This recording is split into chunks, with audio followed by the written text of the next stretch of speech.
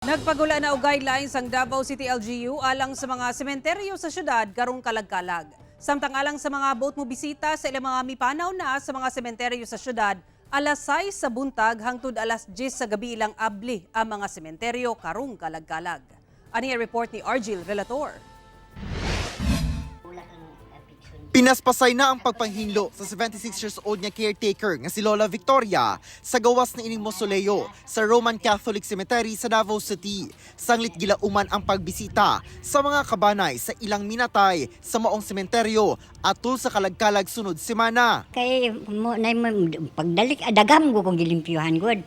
Mo nang ginalimpyo na anak ko.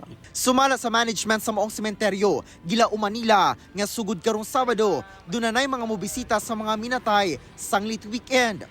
Wala na subsidized schedule sa lubong, sugod October 29, kutob November 2. Karon sir, nag-prepare pa gid mi ng hinlo pa mi sa mga area sa cemetery. Sumala sa Public Safety and Security Office sa Davao City LGU, nagkasinabot na ang tanang 38 ka mga pribado, pampubliko ug barangay nga mga sementeryo sa mga ipatumang regulasyon karong kalag-kalag.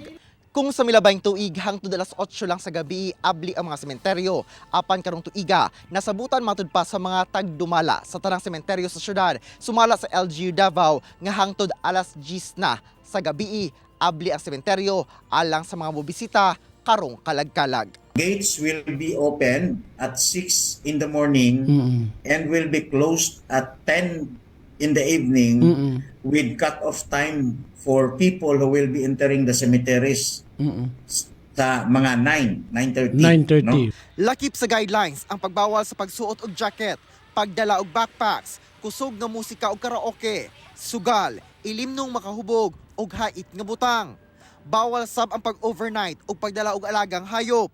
Epektibo kini gikan October 30 hangtod November 3.